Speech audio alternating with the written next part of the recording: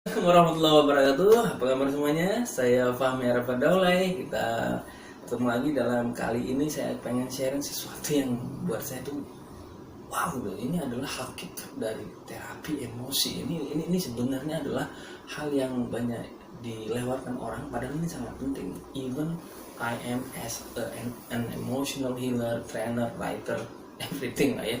Ini sangat penting banget. Yaitu apa? Yaitu isu tentang memaafkan diri sendiri. Nah, ini memaafkan diri sendiri ini kan apa ya? Seperti jarang dibahas. Padahal menurut pengalaman saya mulai belajar terapi emosi sekitar tahun 2006, dan tujuan resminya saya melakukan terapi ke banyak orang itu sekitar tahun 2008, dan yang via phone itu dari tahun 2011, dan saya menemukan pola yang konsisten, yaitu bahwa ketika seorang sudah memaafkan dirinya sendiri, ya, entah dari perasaan menyesal, perasaan bersalah, merasa bodoh, merasa nggak berdaya, merasa jelek, merasa lemah dan lain sebagainya, ini almost semua gangguan emosi itu hilang, ya, atau sangat berkurang, atau bahkan nggak terlalu masalah lagi. Ini kan jadi semacam apa ya?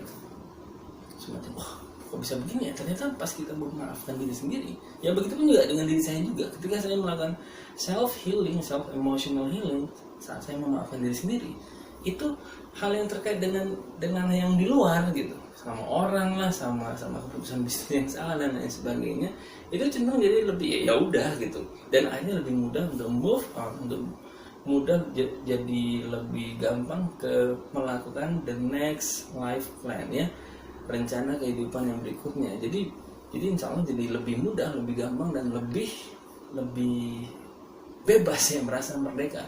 Dan isu memaafkan diri sendiri ini sangat gila ya, sangat gila, maksudnya dia bisa merembet ke hal yang lain. Misalnya ke masalah finansial, ya, tentang finansial, tentang jodoh, tentang produktivitas, ya, ini bisa kena dari belum memaafkan diri sendiri. Contoh misalnya tentang masalah uang, ya, masalah finansial. Misalnya ada seorang, misalnya dia jadi pengusaha, kemudian melakukan keputusan bisnis yang keliru, yang salah, sehingga dia jadi kehilangan banyak uang, puluhan juta, ratusan juta, miliaran. Dan akhirnya ketika dia mau bangkit lagi, dia belum bisa. Kenapa?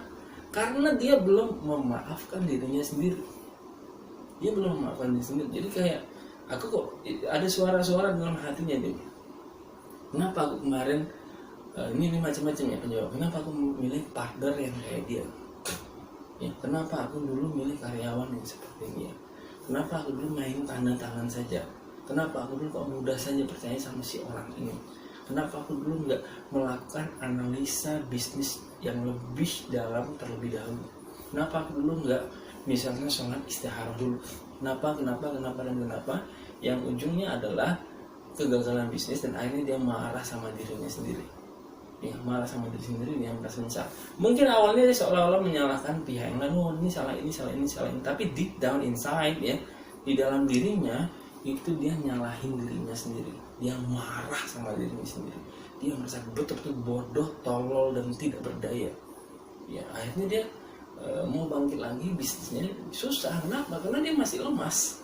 Ya, orang yang marah pada diri itu ngerasa lemas, kayak nggak bisa ngapa-ngapain, ya. Kadang makan juga malas, ketemu orang takut, malu, ya. Akhirnya mungkin dia off dari Facebook, off dari sosmed dan lain sebagainya. Itu orang-orang yang marah sama diri sendiri itu bisa begitu. Ada yang ekstrem juga nih, sampai bunuh diri dan lain sebagainya. Mabuk, ya, mabuk, merusak diri lah intinya. Kenapa? Karena dia belum memaafkan dirinya sendiri. Ya, ini bisnis tentang keuangan ini banyak banget. Jadi orang nggak bisa belum bisa move on lagi, belum bisa bergerak lagi. Dia lemas, dia belum memaafkan dirinya sendiri. Ini juga berlaku untuk karyawan, berlaku juga untuk profesional atau siapapun yang terkait dengan uang, ya, masalah uang. Dan masalah ini juga tentu saja, sebagaimana masalah emosi lainnya, juga bisa merembet ke bidang kehidupan yang lainnya. Ya, misalnya orang kurang duit itu biasanya nggak mau marah, gampang marah, gampang emosi. Ya misalnya di Facebook dia jadi suka misalnya menyerang orang lain, yang menyerang agama, menyerang pemerintah, pokoknya dia nyerang terus yang terlalu ekstrim, berlebihan. Sekali-sekali nggak apa-apa, tapi kalau terlalu berlebihan, wah ini biasanya lagi kurang duit. Oke. Nah, begitupun juga dengan hubungan dengan pasangan, ini bawaannya marah, akhirnya hubungannya jadi kacau, ya sama anaknya juga kacau, ya sama orangnya juga kacau karena bawaannya suka marah, atau bisa juga mengurung diri, ya malas makan, ya akhirnya jadi bidang kehidupan yang lain juga kena, kesehatan kena, ya finansial udah jelas ya, keluarga juga kena, ibadah juga jadi males, kadang-kadang juga marah sama Tuhan, kenapa nih aku udah sholat dan nanti sholat kok kena juga nih gitu, apa salahku ya Allah gitu. Ini bisa semua kena, jadi keluarga, hubungan, ya sosial, spiritual, kesehatan itu kena semuanya, efeknya berantai. Kenapa tadi? Karena belum memaafkan diri sendiri. Bagaimana dengan jodoh? Ya sama saja sebenarnya. Karena dulu dia nembak cewek ditolak, ya tunangan batal, ya udah mau nikah nih batal, ya akhirnya dia waduh, aku salah apa? Aku sejelek apa sih kok bisa dia begini segala macam kan gitu. Waduh ini pasti gara-gara aku nggak kaya gitu. Oh ini pasti gara-gara aku kurang cakep. Ini pasti gara-gara aku kurang tinggi status sosial dan lain sebagainya. Intinya marah sama diri sendiri. Ya akhirnya dia nggak nikah. Kenapa? Karena dia belum memaafkan dirinya sendiri. Dia belum berdamai dengan dirinya sendiri. Kejadiannya sebenarnya udah lewat lama banget ya, 5 tahun, 10 tahun. Itu masih terasa seolah-olah terjadi saat ini. Karena dia belum memaafkan dirinya sendiri. Ya akhirnya dia akan berpengaruh ke bidang kehidupan yang lainnya. Ada yang patah hati beneran, nggak mau makan, ya, minum baygon, nggak mau diri dan lain sebagainya. Kenapa? Ya itu kan belum memaafkan dirinya sendiri. Jadi ini isu besar banget.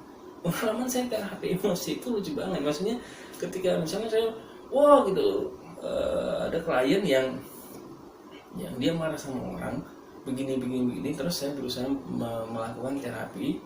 Kok nggak normal juga ya dari skala 0 sampai 10. Nah begitu saya melakukan terapi untuk memaafkan dirinya sendiri, dia langsung sembuh alhamdulillah. Ya. Kenapa? Karena sudah memaafkan dirinya sendiri. Jadi diri sendiri itu yang lebih penting, memaafkan diri sendiri itu lebih penting dibanding memaafkan orang lain.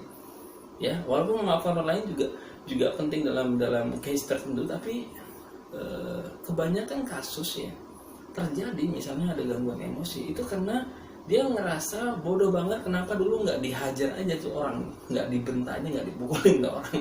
Dia ngerasa bodoh, kenapa aku nggak begini ya kemarin, ya harusnya dia kan ku hajar dulu, ya nggak apa-apa lah masuk penjara, yang penting hajar gitu. Nah itu yang perasaan menyesal, merasa aduh bersalah, merasa bodoh, merasa nggak berdaya, merasa dilecehkan, merasa direndahkan. Nah itu adalah semua emosi-emosi yang menandakan belum, yang misalnya masih ada, yang menandakan belum memaafkan dirinya sendiri. Nah jadi gimana cara yang termudah untuk memaafkan diri sendiri? Cara yang paling mudah, yang paling gampang, sederhana, Anda bisa pakai juga adalah Anda bisa ambil nafas 3 kali atau 10 kali.